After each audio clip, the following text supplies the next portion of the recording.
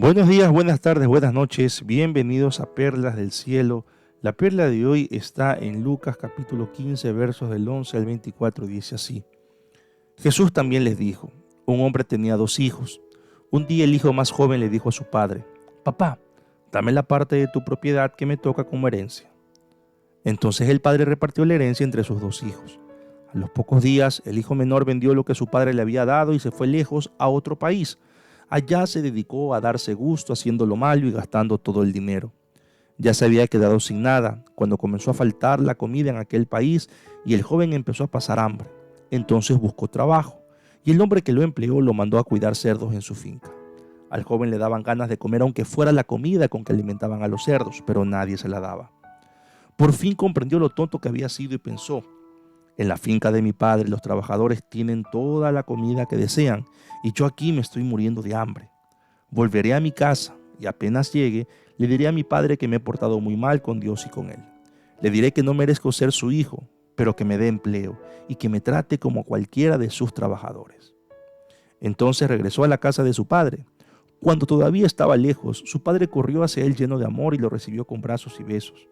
El joven empezó a decirle: Papá, me he portado muy mal contra Dios y contra ti. Ya no merezco ser tu hijo. Pero antes de que el muchacho terminara de hablar, el padre llamó a los sirvientes y les dijo: Pronto, traigan la mejor ropa y vístanlo. Pónganle un anillo y también sandalias. Maten el ternero más gordo y hagamos una gran fiesta, porque mi hijo ha regresado. Es como si hubiera muerto y ha vuelto a vivir. Se había perdido y lo hemos encontrado.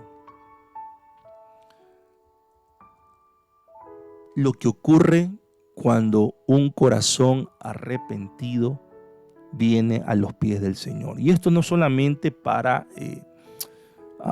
los inconversos, no aquel que no es creyente, que no es cristiano y decide seguir a Cristo, que, a ver, convengamos que es una gran fiesta que se arma, no solamente aquí, sino también en los cielos, ¿no? Cuando un pecador se arrepiente, sino también de aquel quien fue hijo y se alejó de su padre para hacer lo malo, pero luego vuelve con corazón arrepentido. También hay fiesta.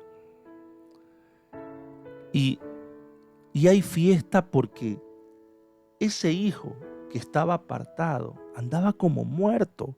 Mire, yo no sé si alguna vez usted se ha apartado de Dios. Yo sí me aparté. Me aparté en mi adolescencia 6 meses. 6 meses, oiga, me bastaron. Fue más que suficiente para comprender lo tonto que había sido. 6 meses me bastaron. Me alejé de Dios, de Él como cabeza, de la oración, de la intimidad. Me alejé de la iglesia, es decir, del cuerpo de Dios. 6 meses, oiga. Fueron más que suficientes para darme cuenta lo tonto que había sido. Luego, cuando yo me arrepiento o cuando ya me reconcilio, vuelvo al camino de Dios, fue un ambiente, una atmósfera muy, muy distinta. Y ya cuando vuelvo, yo me entero de las oraciones de mi mamá, que mi mamá hacía en esos 6 meses. Había en la iglesia donde nos congregábamos, había un lugar llamado oratorio, que era un lugar donde se destinado exclusivamente para orar. Y después me contaban los hermanos que mi mamá iba todos los días, todas las semanas, a orar llorando, con lágrimas en sus ojos. Entonces ya cuando volví, me entero de estas cosas, me enteré del dolor que había causado a mi mamá, a mi familia, a la iglesia, y pude contrastar con la alegría que había porque el hijo pródigo había regresado. Entonces, cuando hay un corazón arrepentido, hay motivo para alegrarse, hay motivo para hacer fiesta. No, insisto, no solamente para aquel pecador inconverso que decide seguir a Cristo, sino para aquel hijo de Dios que se aleja del camino y vuelve con corazón arrepentido, vuelve donde su Padre. Así que si hoy tú estás apartado, tú estás alejado de Dios, hay una fiesta esperándote. Y sí, es una fiesta donde no va a haber alcohol, no va a haber vicios. Es una fiesta donde no va a haber nada tóxico, nada que destruya, sino es una fiesta que te va a edificar, te va a aportar, te va a sumar, y es una fiesta que va a durar toda la vida.